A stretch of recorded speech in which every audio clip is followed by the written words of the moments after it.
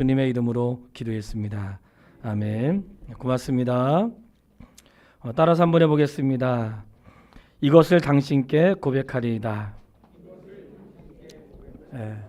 오늘 집사님 내가 고백한 거거든요.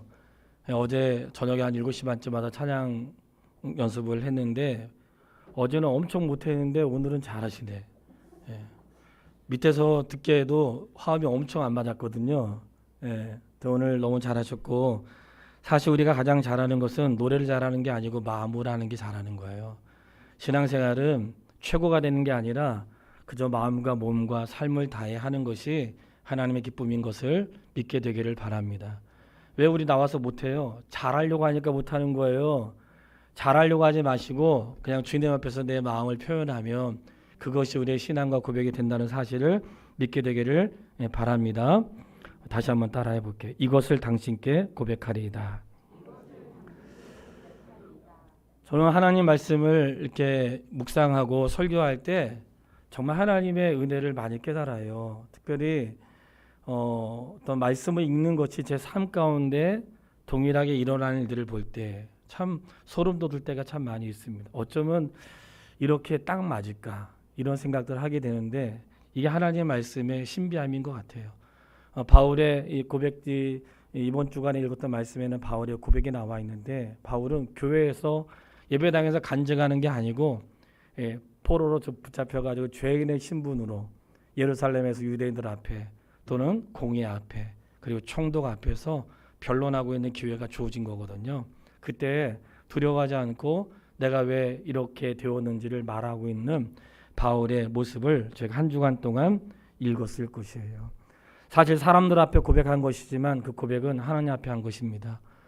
내가 사람에게 말할지라도 하나님 들으시고 내가 사람 앞에 이렇게 행할지라도 그 고백은 하나님 앞에 하는 것이에요.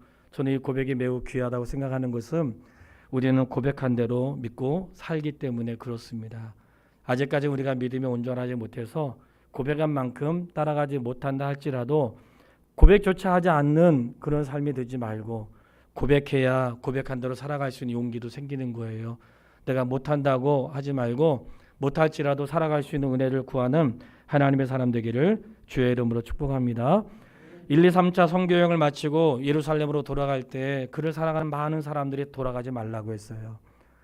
돌아가면 당신의 죽음이 기다리고 있고 많은 사람들이 그를 염려했습니다. 왜냐하면 그가 이방인의 땅에서 율법과 이런 복음을 증거할 때에 모세의 율법을 따르지 말고 예수 그리스도의 부활을 증거하면서 부활의 그런 능력과 은혜를 증거했기 때문에 이런 거 바울을 싫어하는 유대인들이 많이 있었단 말이죠.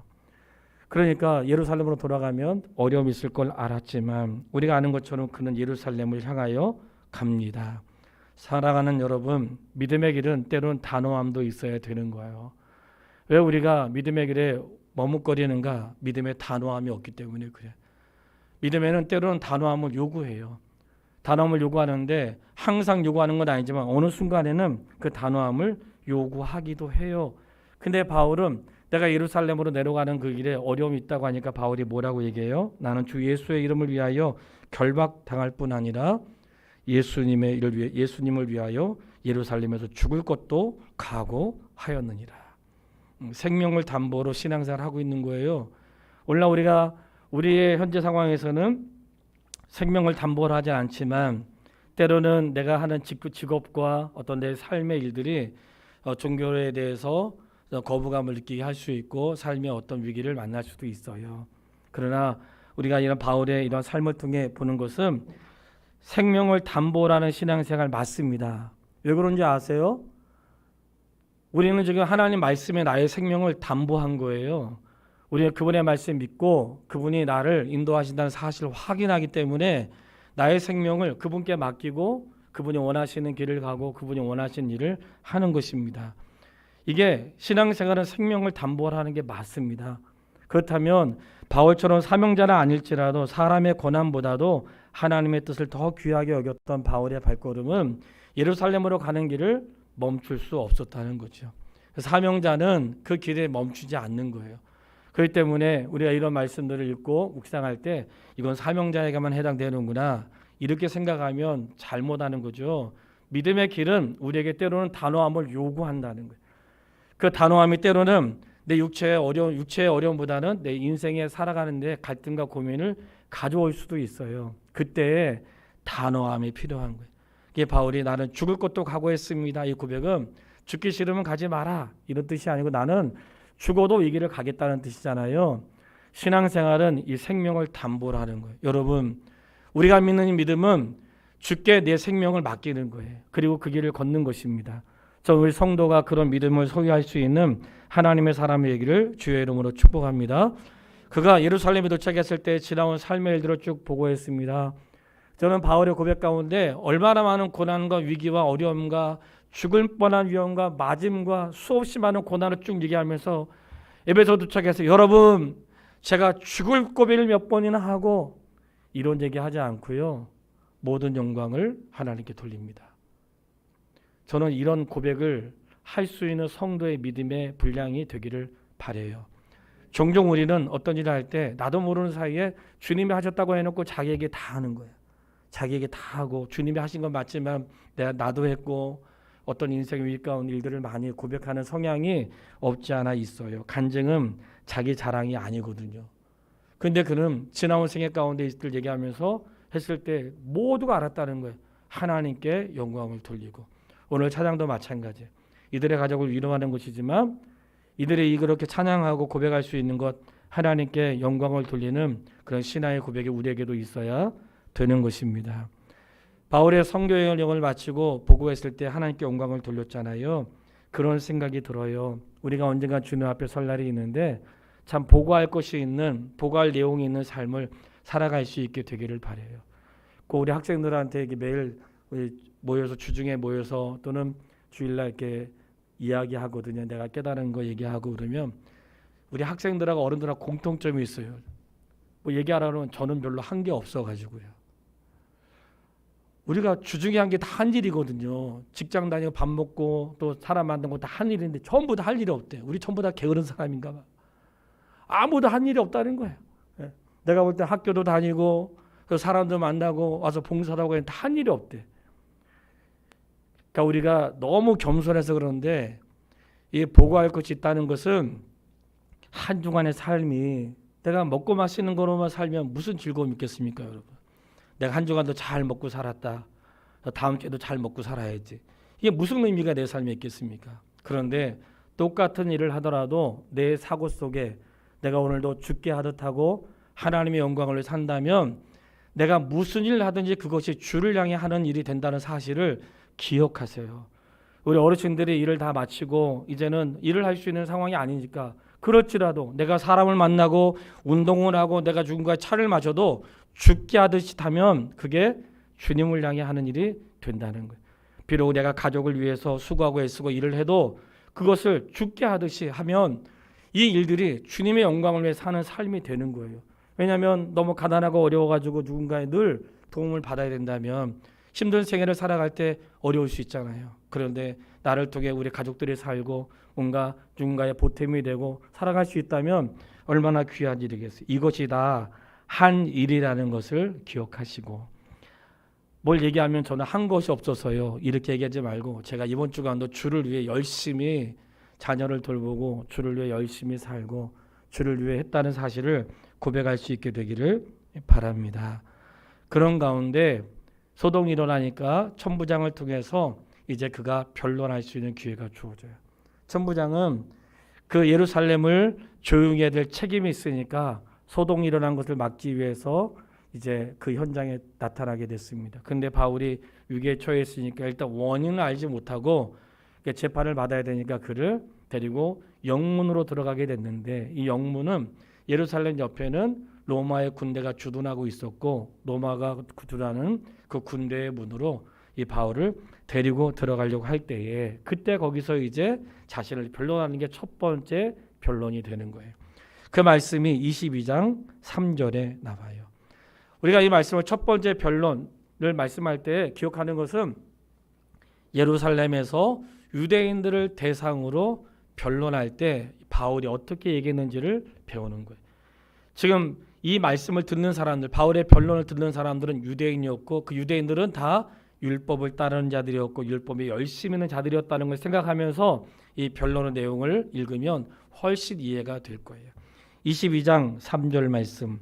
나는 유대인으로 길리기아 다소에서 났고 이 성에서 자라 가말리알의 문화에서 우리 조상들의 율법의 엄격한 교훈을 받았고 오늘 너희 모든 사람들처럼 하나님에 대하여 열심히 있는 자라. 아멘. 여러분, 나도 여러분과 똑같은 사람입니다. 저도 유대인이고 가말리엘의 문화라고 하는 것은 율법학자 중에서 굉장히 최고의 권위를 가지고 있는 가말리엘이라고 하는 자에게서 나는 배웠던 사람이고 난 율법에 열심히 있는 사람이고 저는 하나님의 영광을 위해서 사는 그런 사람입니다 하고 내가 그런 사람이었다고 말을 하는 거예요. 내가 지난 날 그렇게 살았다는 걸 말을 하는 거예요. 그는 하나님께서 부르실 때 예수께서 부르실 때까지 율법에 열심히 있는 자였고 자기 삶에 굉장히 열심히 사는 사람이었어요. 종종 우리 학생들이 나 뭐 해야 되지? 나 앞으로 어떻게 살아야 되지? 인생 잘 살 수 있을까? 하고 포기하는 사람들이 많이 늘어난대요. 뭐 수포자, 뭐 영포자, 뭐 국어 포기하고 이런 포기하는 사람들이 많이 늘어난다는 거예요. 그런데 미래가 불투명하니까 그런 자들이 많이 있대요. 성경을 잘 보세요. 성경을 잘 보시면 주께서 부르는 사람들을 볼 때 구원받은 자들이 아니라 주께서 사용하시는 자들을 볼 때 놀고 있는 사람이 있었나 한번 보세요. 저는 아주 신비한 은혜라고 생각합니다. 제자들은 어부의 일을 하고 있었고 세리는 세리의 일을 하고 있었습니다. 그리고 이 바울은 학문을 배우고 율법에 열심히 있는 사람이었어요. 성경을 잘 보시면 게으른 자들을 종으로 부른 경우는 거의 없다는 사실을 알게 될 것이에요. 이 말씀을 드린 이유는 내가 주 앞에 쓰임받고자 하는 마음이 있다면 그것이 무엇이 되었든지 게으른 자가 되지 마십시오. 그 내가 주어진 일에 무엇이든지 그것이 꼭 성경이 아니어도 내가 하고자 하는 일에 열심을 다할 때 그것도 주 앞에 쓰임받을 수 있는 기회가 있다는 사실을 기억할 수 있게 되기를 바랍니다. 항상 우리는 하나님의 은혜를 구할 때에 주께서 행하시는데 하나님 어떤 분이세요? 하나님은 심지 않은 데서 거두시는 분이 아니라는 거예요. 근데 왜 주의 일을 하면서 나는 열심히 하지 않으면서 될 거라고 생각하세요? 나는 열심히 하지 않고 아무것도 하지 않으면서 주께서 하시겠지? 천만의 말씀이에요. 기도할 때에도 기도만 하라는 게 아니에요. 하나님의 말씀을 조금만 생각하면 다 이해가 되고 동일한 말씀이에요. 너희는 기도할 때 어떻게 구하라, 찾으라, 두드리라. 왜 구하기만 하시냐고? 왜 찾는 건 안 하세요? 왜 두드리는 건 안 하냐고? 그러니까 오늘 우리가 신앙생활의 균형을 잃어버리는 것은 하나님 말씀 아는데 하나만 아는 거예요. 이게 우리의 신앙의 균형을 깨트리는 거예요. 하나님의 말씀을 잘 보. 하나님은 우리에게 은혜를 베풀어 주시는 게 맞는데 수고하지 않고 애쓰지 않고 노력하지 않는데 열매를 거두시는 분이 아니라는 거예요. 그것은 예수 믿지 않는 사람뿐만 아니라 예수 믿는 사람에게도 동일한 것이에요. 예수 믿는 사람에게만 그런 은혜 주시는 게 아니에요. 예수를 믿어도 게으를 쓰고 있고 나약하고 병들고 자기 하고 싶은 대로 하면 가난하고 못 사는 게 맞는 거죠. 근데 내가 예수 믿었는데 예수 믿는 거하고 상관없이 되는 일들도 있다는 거야. 그런데 이 말씀은 바울은 자신의 삶 가운데 있을 때 가말리엘의 문화에 있었다는 것, 자기가 열심히 있고 그렇게 사는 자였고 나는 율법주의자였다는 걸 말하는 거예요. 그런데 주께서 다메섹으로 갈 때 주님이 나를 부르신 거예요. 근데 이 부르심은 어떤 은혜였는가? 불가항력적인 은혜라고 하는 거예요. 내가 거절할 수 없는, 그러니까 부르심이 있었는데 육을 통해서 간 게 아니라 또는 내가 어떤 진리를 깨달아서 간 게 아니고 주님이 강력하게 부르셨는데 그 은혜를 불가항력적 은혜라는 거예요. 이건 내 힘으로 주체할 수 없는, 그의 부르심 앞에 내가 아무것도 할 수 없는, 그의 부르심 앞에 두서질 수밖에 없는 그런 일들이 그렇게 일어났다는 거예요. 구원의 은혜는 바로 이렇게 불가항력적인 은혜라고 하는 거예요. 내가 예수 믿은 것은 특별하고 새로운 일이 일어나지 않아도 불가항력적인 은혜가 그에게 있었고 하나님이 그를 통해서 눈뜨게 하셨는데 아나니아를 통해서 가서 보게 하셨죠. 이 말씀 같이 읽고 싶어요. 22장 14절로 15절 22장 14절로 15절 말씀을 같이 읽도록 하겠습니다. 그가 또 이르되 우리 조상들의 하나님이 너를 택하여 너로 하여금 자기 뜻을 알게 하시며 그 의인을 보게 하시고 그 입에서 나오는 음성을 듣게 하셨으니 내가 그를 위하여 모든 사람 앞에서 내가 보고 들은 것에 증인이 되리라. 아멘. 이제 아나니아를 통해서 바울에게 말씀하신 거죠. 바울이 주님 누구십니까? 제가 무엇을 해야 되겠습니까? 할 때에 아나니아를 보내서 그가 해야 될 일을 말씀하셨단 말이죠. 근데 뭐라고 말씀하셨어요? 자기의 뜻을 알게 하시고 의인을 보게 하시고 그 입에서 나오는 음성을 듣게 하셨으니 너가 모든 사람 앞에서 내가 보고 들은 것의 증인이 되리라. 뭘 증인해요? 너가 보고 들은 것. 여러분, 우리가 신앙생활 왜 어렵지 않아요? 내가 보고 들은 거 말하는 거예요. 신앙생활은 내가 보고 들은 거 말하는 거예요. 하나님 나에게 보여주시고 내가 깨닫게 하신 거 그만큼 하는 거예요. 하나님이 신앙생활은 내가 새로운 걸 깨달아가지고 새로운 걸 공부해가지고 새로운 걸 연구하고 분석해가지고 하는 게 아니고 하나님이 나에게 깨닫게 하신 것 그리고 그 길을 가다 만나시고 나에게 보게 하시고 경험하게 하신 것들을 말하는 거예요. 누가 증인인가? 증인은 목격자가 증인인 거예요. 그러니까 사도들은 왜 예수 그리스도의 증인이 되었을까요? 주님을 목격한 자들이에요. 주님의 말씀과 주님의 죽으심과 주님의 부활을 목격한 자들이 사도가 되었다는 거예요. 사도 바울은 어떻게 사도가 되었는가? 그는 주님이 직접 부르심으로 사도가 된 거죠. 그러니까 우리가 간증한다 할 때 사람의 감동을 주려고 조미료 치지 않아도 된단 말이죠. 이 설교자가 가장 많이 받는 그런 유혹이죠. 막 설교에다가 조미료를 많이 치는 거예요. 감동을 주고 싶어가지고 이 타이밍에 감동을 주려고 막 감동하기 위해서. 그래서 어느 날 저의 삶에 조미료 치지 않게 되었단 말을 드리려고 하는 거예요. 청소년 사역을 하면서 오랫동안 하니까 언제 어떤 타이밍에 청소년이 감동받는 것을 왜 경험과 감각을 통해서 모르겠어요. 이쯤 되면 아이들이 흥분할 때가 되고 이쯤 하면 아이들이 감동받을 때가 되고 수많은 패턴 속에서 그런 것들이 저 안에 익숙해 있다고. 찬양 인도하다가 어떤 멘트를 사용하고 이렇게 하면 사람들이 좋아하는 것들이 제 안에 길들여져 있어요. 그런데 어느 날 제가 주의 말씀을 깨닫고 목회하는 가운데 알게 된 것은 하나님의 말씀을 전할 때 일부러 감동을 더하기 위해서 일부러 조미를 쳐가지고 사람의 마음을 하지 말자.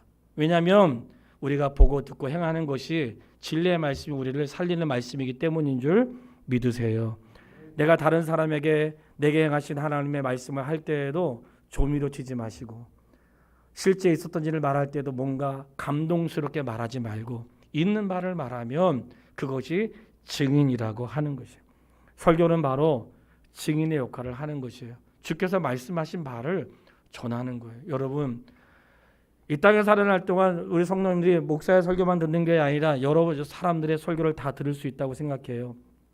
그리고 그런 말씀을 또 듣는 것도 유익하다고 생각합니다. 기억하세요.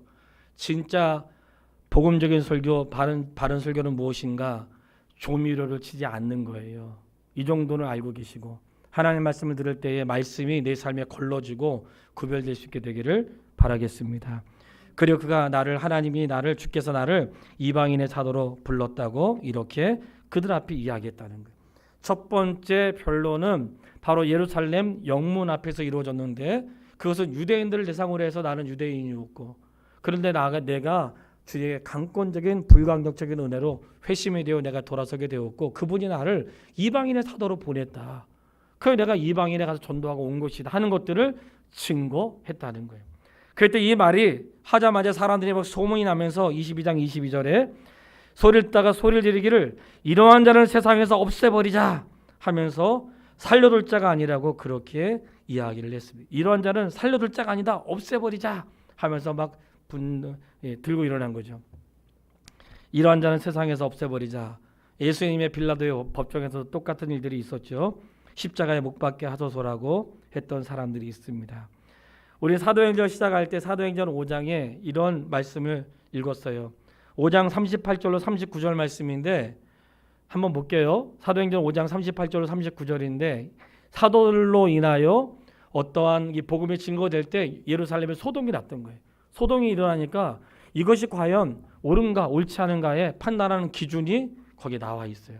그 기준에 했던 사람이 누구냐면 율법학자였던 가말리엘이라고 하는 자가 말을 한 것이거든요. 5장 38절로 39절 보겠습니다. 이제 내가 너에게 말하노니 이 사람들을 상관하지 말고 버려두라. 이 사상과 이 소행이 사람으로부터 났으면 무너질 것이요 만일 하나님께로 돌아왔으면 너희가 그들을 무너뜨릴 수 없겠고 도리어 하나님을 대적하는 자가 될까 하노라 하니. 아멘. 그러니까 이 사도들을 통해서 막 예루살렘이 요동을 하니까 이게 도대체 무슨 일인가 할 때 변론하는 자, 박해하는 자, 별 사람이 다 있는 거예요. 그때 율법학자였던 가말리엘이 말하는 거예요. 여러분, 만약에 이것이 사람으로부터 시작됐으면 무너질 것입니다. 그런데 사람이 아니라 하나님으로부터 시작되었으면 여러분들은 무너뜨릴 수 없겠고 하나님을 대적하는 자가 될 것입니다 하고 정답을 얘기한 거예요. 이 말씀이 너무 중요해요. 사람으로 시작된 거는 언젠가는 멈춰지게 돼요. 하나님이 시작하셨다면 박해가 있든지 태풍이 오는 세상의 종말이 와도 하나님의 뜻은 반드시 이루어지는 줄 믿습니다. 보통 사람들이 말할 때 뭐라고 해요? 다 주님의 뜻이라고 해요. 조심하세요. 주님의 뜻이라고 말하는데 주님의 뜻으로 시작됐으면 어떻게 될까요? 무너지지 않고 열매를 거두죠. 주님의 뜻으로 시작하지 않았다면 열매를 거둔 자리에 이르지 못합니다. 이 말씀은 사도 바울의 복음의 현장에만 속하는 게 아니라 주의 종으로 부름 받았다면 그 주의 종으로 불렀고 주께서 무엇을 말씀하셨을 때에 자기 뜻인지 주의 뜻인지 분별을 해야 돼요. 왜냐하면 주의 뜻이면 고난과 역경과 별일이 일어나도 가는 것이고 주의 뜻이 아니면 멈춰지게 되는 거예요. 여기 성도의 개인적인 삶도 마찬가지입니다. 내가 신앙생활한 것이 주의 뜻이고 주의 뜻과 주의 뜻이 아닌 것으로 돌아보면 금방 드러나게 되는 거예요. 이렇게 유대인에게 내가 율법학자였고 주께서 나를 이방인의 사도로 불렀다고 얘기하면서 말한 것은 자신의 업적이 아니라 하나님의 지나온 날 가운데 나를 부르셨다는 회심의 일들을 유대인들에게 말하게 된 것이에요. 우리가 이런 말씀을 들을 때 먼저 첫 번째 가정으로 생각해야 될 게 있습니다. 내가 예수를 믿지 않는 자들과 있다가 믿게 되었잖아요. 그러면 예수 믿지 않는 자들에게 나의 믿게 됨을 말할 수 있는 기회가 되길 바라요. 나도 그랬지만 이제 내가 예수 그리스도를 믿고 이제 내 인생의 주와 내 인생의 주인이 바뀌었다는 사실을 바로 이 바울이 유대인들에게 말했던 것처럼 이렇게 믿지 않는 자들에게 내 주변에 내가 그리스도인을 모르는 자들에게 말할 수 있는 기회가 주어지게 되기를 바랍니다. 그래서 두 번째는 바로 이 천부장이 여기를 데리고 영내로 들어갔다가 뭔가 이 어떤 원인인지 알아야 되잖아요. 그래서 무슨 일인지 정확히 알고자 공회에 이 바울을 데려가서 세우는 거예요. 공회는 산헤드린 공회라고 해서 유대인들의 최고의 법정이고 거기에는 제사장과 사두개인 바리새인들이 거기에서 결정하는 역할을 하고 있는데 이제 공회의 선거예요. 그러니까 이제 유대인의 재판장의 선거죠. 그래서 두 번째 변론할 수 있는 기회가 있었는데 23장 1절 말씀. 두 번째 변론할 기회에 바울이 어떻게 고백을 했는가? 23장 1절 읽겠습니다. 바울이 공회를 주목하여 이르되 여러분 형제들아 오늘까지 나는 범사의 양심을 따라 하나님을 섬겼노라 하거늘. 아멘. 어떻게 섬겼어요? 범사의 양심을 따라 섬겼어요. 목사님 저도 다 양심이 있거든요. 있죠. 뭐 얘기하면 자주 잘하는 말이 있어요. 저도 나름대로 잘하는데 나름대로. 제가 정확히 말씀드릴게요. 나름대로 하면 안 됩니다. 성경대로 해야 됩니다. 내가 예수 믿기 전에 나름대로 제가 나름대로 좀 하지 않아요? 나름대로 그래도 그때는 어려움이 있었는데 이 정도면 되지 않아요? 분명히 말씀드리지만 아직 내가 그렇게 되어지 못했다고 할지라도 기준을 알고 있어야 되잖아요. 사람들이 어디에 넘어지는가? 나름대로 하고 있는데요. 나는 나 나름대로 하고 있고 나는 내 나름대로 그렇게 열심히 하는데 여러분 나의 나름은 기준이 아닙니다. 그것은 약한 나의 연약함이라. 저는 최근에 우상혁 선수가 세계 1위를 꿈꿨지만 2위가 됐는데 엄청나게 밝은 모습을 보았어요. 실제 경기는 보지 못했습니다. 그러나 그 전에 그 세계 선수권 대회 전에 있던 경기를 보았는데 그걸 보면서 이런 생각이 들어요. 우상혁 선수가 세계에서 두 번째로 높은 자리에 올라갔어요. 근데 높이 뛰게 하는데 맨 위에 있는 그 발을 맨 밑에다 놓았다고 생각해 보세요. 그냥 건너면 건너갈 수 있는. 그때 높은 데 올라가지 막 힘들게 막 뛰어넘고 막 세계 기록 세우지 않고 발 밑에 발을 놓으면 연습할 필요도 없고 뛸 필요도 없고 그럴 필요가 없잖아요. 성도의 신앙생활이 그렇게 하고 있다니까요. 자기의 삶을 돌아보시라고.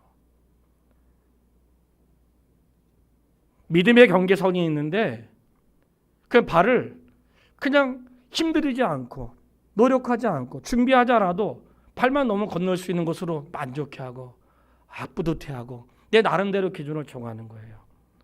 옳지 않습니다. 분명히 하나님께서는 우리에게 뛰어넘을 수 있는 재능을 주시고 뛰어넘을 수 있는 성령의 충만함과 능력을 주시고 할 수 있는 것들을 통해 주를 더 알아가는 기회를 주었다는 사실을 믿으세요. 물론 그거 하지 않아도 지옥, 천국 가는데 전혀 지장 없습니다. 그러나 정말 내가 살아가면 어떤 일이 생겨요? 정말 살아가면 그를 위해 잘하고 싶고 정말 살아가면 그를 위해 삶을 살고 싶고 그를 위해 뭔가 하고 싶은 마음이 일어난단 말이죠. 히브리서 11장에는 믿음의 사람들에 대한 이름이 다 기록된 거 알고 있죠. 그들은 건너기 쉬운 그 높이뛰기의 발을 건너간 게 아니에요. 그냥 힘 하나 안 들이고 발 하나만 넘어 건널 수 있는 그런 데 건너가지 않았습니다. 그들의 삶은 때로는 보이지 않고 때로는 감당하기 어려운 정말 내가 넘을 수 있을까? 내가 갈 수 있을까? 내가 할 수 있을까? 견딜 수 있을까? 하는 믿음의 발을 넘었는데 굳이 왜 하나님이 그 믿음의 발을 넘는 사람들의 이야기를 기록해 놓았겠어요? 성경은 바로 믿음의 거장들에 대한 이야기고 믿음의 전당이에요. 자, 하나님께서 우리 화평교회가 믿음의 전당이 되길 원하신다고 저는 그렇게 믿습니다. 그래서 누구든지 건널 수 있는 그냥 달 하나 건너가면 힘들이자 건너갈 수 있는 그런 믿음에 도전하지 마시고 그걸로 만족해하지 마시고 나름대로의 삶에 머물러 있지 마시고 우리에게 허락하신 은혜의 강들 더 높고 헤아릴 수 없는 것들조차 할 수 있는 주님의 능력의 은혜를 입게 될 수 있게 되기를 주의 이름으로 축복합니다. 바울이 그 회당 앞에서 나름대로라고 하지 않고 제가 범사의 양심을 따라 했다고 했는데 그 양심은 자기 나름대로의 양심이 아니에요. 제가 읽어드릴게요. 시편 16편 7절인데 PPT가 되면 해주세요. 시편 16편 7절인데 이 말씀에 보면 나를 훈계하신 여호와를 송축할지라 밤마다 내 양심이 나를 교훈하도다. 그러니까 내 양심은 뭐냐면 나를 훈계하시는 여호와의 말씀이 나의 양심의 기준이 되는 거예요. 그러니까 나름대로라고 하는 것은 그 기준이 내가 아니고 내가 범사의 양심을 따라 했습니다 할 때 양심은 무엇인가? 하나님의 말씀. 그 하나님의 말씀이 기준이 되어 그 말씀이 나에게 속에서 역사해서 내 삶의 양심을 주장하는 거라고. 그러니까 내가 나름대로의 삶이 아니라 그 말씀이 내 안에 있으니 그 말씀이 나에게 교훈하고 말씀이 나를 판단하게 하고 말씀이 나를 서게 하는데 그런 고백을 해요. 사도행전 24장 16절 이것으로 말미암아 나도 하나님과 사람에 대하여 항상 양심에 거리낌이 없기를 힘쓰나이다. 하나님과 사람 앞에서 양심에 거리낌이 없다고 그렇게 고백을 합니다. 하나님과 사람 앞에서예요. 하나님 앞에서만도 안 되고 사람 앞에서만도 안 되고 하나님과 사람 앞에서 양심이 거리낌이 없다는 것은 주의 교훈의 말씀으로 양심이 거리끼지 않는 그런 삶을 살아낼 수 있게 되기를 바랍니다. 바로 공예 가운데 있었는데 왜 그랬는가?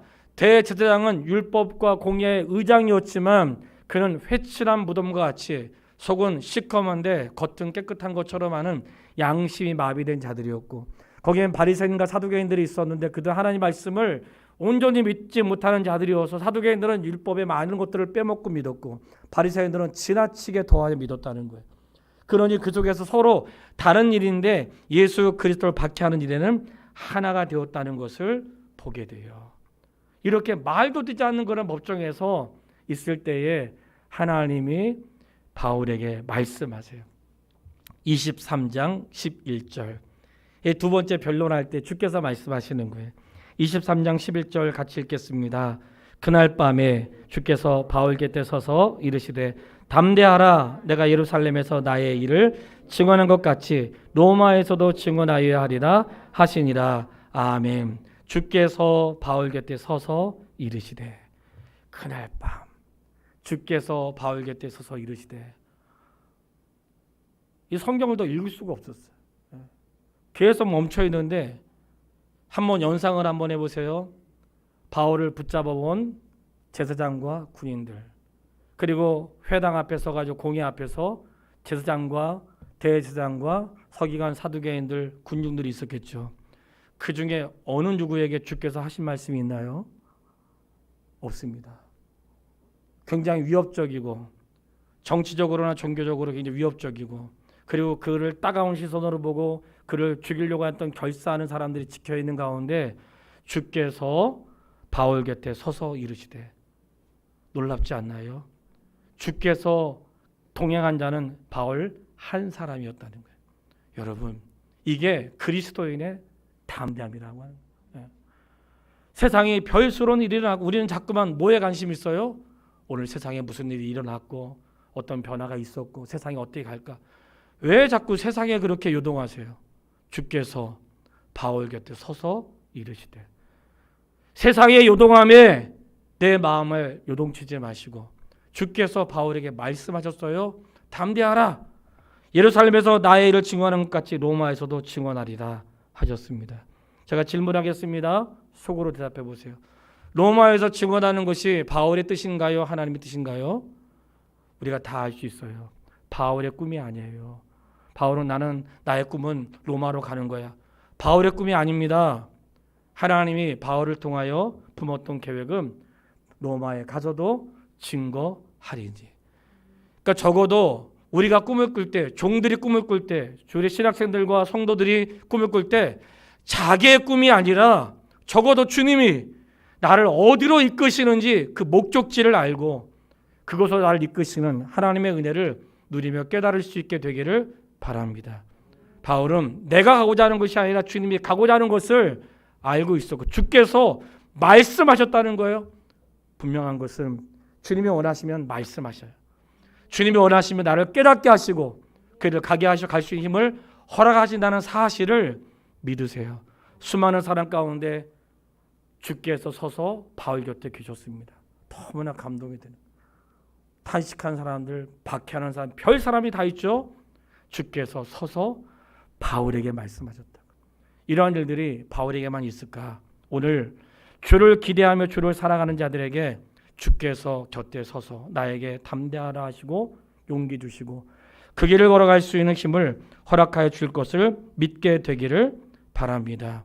그런 분쟁 가운데 있을 때에 천부장을 통하여 이들을 보호하는데 누가 생겼냐면 바울을 죽이기로 작정한 결사대가 생겼다는 거예요.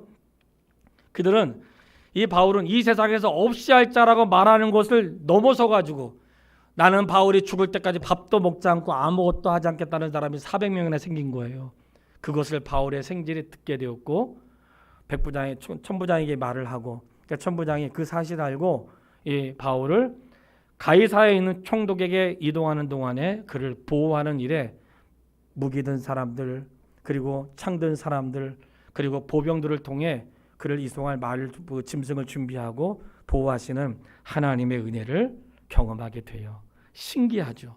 그들은 은밀한 가운데 있으나 하나님은 아시고 바울을 보호하셨습니다. 참 믿음의 사람들이 이런 걸 보면 저는 바울에게만 있다고 생각하지 않아요. 오늘 우리에게도 있는 일이고 하나님의 다양한 모습으로 우리를 보호하시고 부장하시고 인도하시는 하나님의 은혜를 다 누리게 될 줄 믿습니다. 그리고 이제는 총독 앞에 선 거예요. 벨릭스라고 하는 총독 앞에 서게 되는데 오늘 세 번째 자기의 고백이 되는 거죠. 처음에 어디에서요? 예루살렘 유대인들 앞에. 두 번째는 공회 앞에서. 세 번째는 이제 그 유대로부터 파송된 그런 그 정치 지도자 벨릭스라고 하는 총독 앞에 서게 되었어요. 오늘 본문의 말씀입니다. 24장 1절로 2절 말씀에 그들이 고발을 해요. 고발하는데 어떻게 고발을 했는가? 고발한 내용이 24장 5절로 6절에 나옵니다. 자, 고발한 내용을 같이 한번 읽어보겠습니다. 우리가 보니 이 사람은 전염병 같은 자라 천하에 흩어진 유대인들을 다 소유하게 하는 자요 나사렛 이단의 우두머리다. 그가 또 성전을 더럽게 하려 함으로 우리가 잡아싸우니 아멘. 바울은 어떤 사람이에요? 전염병 같은 자라는 거예요. 요즘 코로나19처럼 팬데믹이 일어나가지고 막 사람들에게 전염을 시키는 그런 자로 알았다는 거예요. 어떤 전염인가요? 이 사람이 이러다가 율법이 아니라 전부 다 예수쟁이 만들 것 같은 그런 두려움을 느꼈어요. 그러니까 바울은 전염병, 그들에게 전염병 같은 자였어요. 야, 이 말씀인데 왜 이렇게 부끄러워요? 한번 물어볼게요. 우리 성도님들은 전염병 같은 분이세요? 예? 좋은 전염병. 예. 아무도 내가 예수 믿어도 아무도 신경 안 쓰고, 아무도 나에게 영향받지 않고, 아무에게도 영향을 끼칠 수 없는 그저 그런 사람인지. 근데 바울을 보는데 저는 전염병 같은 자라는 거. 얼마나 많은 영향을 끼쳤는지, 그의 언어와 태도와 삶이 얼마나 많은 사람들을 변화시켰는지 저는 전염병 같은 자라는 거예요. 부럽더라고요. 그리고 한편으로는 부끄럽고, 나는 전염병자가 아니었구나. 그저 나 하나 간수하기도 어려운 그런 사람이었구나. 이런 삶을 돌아보면서 기도가 되는 거예요. 우리가 기도할 수 있잖아요. 하나님, 우리도 그렇게 생명을 살리는 전염병을 하는 그런 사람 되고 싶습니다. 적어도 내가 우리 자녀들에게, 우리 가족들에게, 만나는 사람들에게 그런 마음을 가질 수 있다면 얼마나 좋을까요? 세 가지로 고발을 했어요. 고발한 세 가지 내용은 유대인을 소유하는 자였고, 나사렛 이단의 우두머리고, 그리고 성전을 더럽게 하는 자라는 세 가지의 내용을 고소했던 거예요. 유대인을 소유한다는 것은 복음을 전하니까, 유대인들이 믿었던 율법이 아니라 복음이라고 하니까 유대인들의 마음을 요동하게 했고, 그리고 나사렛 이단의 우두머리라고 한 것은 예수 그리스도를 그들은 믿지 않기 때문에 그리스도를 따르는 자라는 뜻이죠. 그리고 그가 성전을 더럽혔다고 하는 것은 사실이 아닌데, 그 하나님의 성전에 이방인들을 데리고 왔다, 그런 뜻에서 성전을 더럽혔다고 이렇게 고발을 했던 거예요. 오늘 결론인데, 이것을 당신께 고백하리이다 하고 14절로 16절 말씀에 고백을 합니다. 결론이가 같이 한번 읽으시죠. 14절로 16절. 그러나 이것을 당신께 고백하리이다. 나는 그들이 이단이라 하는 도를 따라 조상의 하나님을 섬기고 율법과 선자들의 글에 기록된 것을 다 믿으며 그들이 기다리는 바 하나님께 향한 소망을 나도 가졌으니 곧 의인과 악인의 부활이 있으리라 함이니라. 이것으로 말미암아 나도 하나님과 사람에 대하여 항상 양심의 거리낌이 없기를 힘쓰나이다. 아멘. 여러분, 제가 여러분 앞에 고백하겠습니다. 나는 그들이 이단이라고 하는 자의 도를 따라 조상의 하나님을 섬겼습니다. 하나님을 섬긴다는 것은 무엇인가? 하나님을 섬긴다는 것은 그분의 도를 따른다는 것입니다. 자꾸만 하나님의 교회를 혼란하게 하는 것들은 은사와 능력과 권세가 마치 하나님에 따르는 열매인 것으로 알고 거기에 치중한 나머지 그저 하나님 말씀대로 사는 사람은 아무것도 아닌 것 같고 별 볼 일 없는 것 같고 성도라는 무지하고 무식한 그런 신앙이 우리 안에 있을 수 있다는 거예요. 누가 하나님을 섬기는 자인가? 하나님의 계명을 따른 사람이에요. 주님의 도를 지키는 자가 하나님을 섬기는 자라는 걸 절대로 잊으면 안 돼요. 하나님의 말씀을 지키는 게 가장 잘한 일이고, 하나님 말씀대로 사는 것이 십자가를 지는 길이고, 하나님 말씀대로 행하는 것이 하나님을 존중히 여기는 것입니다. 그래, 하나님을 존중히 여긴 자가 봉사하지 않겠습니까? 하나님을 존중히 여긴 자에게 은사를 줬는데 은사를 딴 데 쓰겠습니까? 자기의 어떤 사기를 윤택함을 위해 사용하겠습니까? 그리하지 않죠. 하나님을 존중히 여긴다는 것을, 그분의 도를 따른다는 것을 잊지 않게 되길 바라고, 율법과 선자의 글에 기록된 것을 어떻게 했어요? 다 믿으니. 따라해 보겠습니다. 다 믿으니. 여러분, 다 믿으세요. 성경 한 절 내가 좋아하는 것들만 딱 써놓고 그것만 믿지 말고, 제가 예언하면 성경의 말씀을 써놔도 그렇게 살지 않으면 절대로 이루어지지 않습니다. 내가 예언한 그 말씀, 내가 기록한 모든 말씀은 아무것도 하지 않아도 되는 말씀으로 여기지 말고 그 말씀을 보면서 그렇게 살고자 하는 마음으로 붙여놓으세요. 그렇게 살고자 하는 마음으로 새기시고, 그럴 때에 삶의 역사가 나타날 때 그렇게 될 줄 믿습니다. 그러니까 이 바울은 그런 그 삶의 고백 가운데 나는 그분의 도를 따라 하나님을 섬기고 선지자와 그리고 글에 기록된 모든 것을 다 믿었다는 거예요. 우리는 성경 말씀 다 믿어야 돼요. 그리고 하나님께 향한 소망을 가졌는데 그 소망은 뭐예요? 의인과 악인의 부활이 있으리라. 마지막 날 의인만 부활하는 거 아닙니다. 악인도 부활하는 것. 이것을 자기 신앙으로 고백했다는 거예요. 이런 거죠. 지금 총독 앞에서 그렇게 고백한 거예요. 이 말은 총독이요, 제가 여러분 앞에 고백하겠습니다 했던 거예요. 이 말은 얘들아, 내가 너희들한테 고백하겠다. 어머니, 아버님, 제가 고백하겠습니다. 여러분, 제가 여러분 앞에 고백하겠습니다. 그런 내용이 되는 거예요. 저는 그리스도의 도를 쫓아 하나님을 섬기고 성경에 기록된 모든 말씀을 믿고 하나님의 소망을 따라 마지막 때 의인과 악인의 부활을 믿습니다. 이렇게 고백할 수 있는 하나님의 사람이 되십시오. 나는 그랬잖아요. 사도신경을 한번 펴보세요. 우리가 고백한 사도신경 펴보세요. 거기 보면 사도신경을 딱 피면 제일 처음에 뭐가 나와요? 나는 전능하신 하나님 아버지 천재 창조주를 믿습니다. 나는 믿는다는 거예요. 나는 그의 유일하신 아들 그리스도, 우리 주 예수 그리스도를 믿습니다. 그는, 이게 뭐예요? 나와 그가 나오는데 나는 그분을 믿는데 그분은 누구신가? 그분은 성령으로 잉태되시고, 그분에 대한 이야기를 하면서 맨 마지막에 나는 성령을 믿으며. 이 신앙 고백은 누가 믿는 거예요? 내가 믿는 거예요. 나는 믿습니다. 나는 하나님을 믿습니다. 나는 예수 그리스도를 믿습니다. 나는 성령을 믿습니다. 나는 죽은 자의 부활을 믿고 나는 믿는다고 고백하는 것이에요. 바로 우리의 믿음은 삼위일체 하나님을 향한 믿음인 거예요. 이 믿음을 공적인 믿음이라는 거예요. 개인적인 믿음이 아니라, 우리가 갖는 신앙은 개인적인 체험했던 걸 믿는 게 아니에요. 그래서 체험도 중요하지만 체험은 우리의 신앙 고백 중심에 있지 않아요. 그것은 은혜를 입은 자에게 허락하신 하나님의 은혜고, 우리의 신앙 고백은 자기의 체험과 자기의 경험을 믿는 것이 아니라 기록된 하나님의 말씀을 믿는 것입니다. 사도들을 통하여 나는 하나님을 믿습니다. 나는 예수 그리스도를 믿습니다. 나는 성령을 믿습니다. 그가 누구신지, 그가 내 인생의 누구신지를 고백하는 그런 고백이라는 거예요. 여기서 고백한다는 것은 동의한다, 그 뜻을 따라간다, 그런 뜻이에요. 그러니까 성도가 입술로 고백하는 게 왜 중요해요? 입으로 시인하여 구원에 이르고, 입으로 시인한다는 것, 나는 그 말에 동의합니다, 나는 그것대로 따라가겠습니다 하는 것들을 말하는 거예요. 입으로 시인하는 자는 아버지가 아니면 말할 수 없다고 했어요. 여러분, 내가 진짜로 입으로 시인했다면 하나님의 성령을 통하여 시인했다는 사실을 믿으세요. 신앙 고백은 깨닫는 것이 아니라 신앙 고백은 고백하는 것인데 나의 믿음으로 고백하는 것이에요. 결론이에요.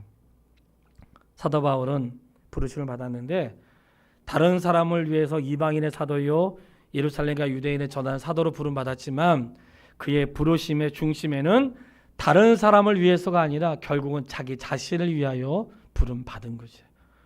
내가 오늘 주를 섬기고 하는 것들은 교회를 위해서가 아닙니다. 목사를 위해서가 아닙니다. 내가 예수 그리스도를 믿고 신앙생활 하다 보면 결국 나를 위한 것임을 깨닫게 돼요. 내가 주를 위한다고 했는데 결국 그 주를 위하는 것이 나를 위한 것임을 알게 돼요. 나는 이 사실을 우리 성도님들이 다 알게 되기를 바랍니다. 바울은 그가 부름받을 때 주를 위하여 부름받았어요. 주께서 너를 사용하셔서 이방인의 사도로 세웠다고 했습니다. 그러면 주님을 위해서 부름받은 것 같은데 막상 하고 현장에 있다 보면 내가 주를 위해서가 아니라 주께서 나를 위하여 그분을 믿게 하시고, 나를 위하여 그 길을 걷게 하시고, 나를 위하여 그의 종이 되게 하시고, 나를 위하여 그분의 위대한 일들을 이루어 가시면서 그분의 역사를 보게 하시는 것입니다. 신앙의 고백은 나의 고백이 되어야 해요. 여러분, 부모의 신앙으로 구원받지 못합니다. 목사의 신앙으로 구원받지 못합니다. 자기의 신앙 고백으로 구원의 은혜를 입는 것입니다. 오늘 고백과 같이 나의 신앙을 주께 고백하고, 그리고 나는 믿습니다. 그는, 이런 그에 대한 확고함과 믿음이 우리 안에 있어 승리하는 하나님의 사람 되시기를 주의 이름으로 축복합니다. 살아계신 아버지 하나님, 오늘 우리에게 바른 신앙의 고백이 있게 되기를 소원합니다. 나는 하나님을 믿습니다. 나는 예수 그리스도를 믿습니다. 그는 나를 통하여 하신 주님의 역사, 구원의 역사를 믿습니다. 나는 성령님을 믿습니다. 예수님의 이름으로 기도했습니다.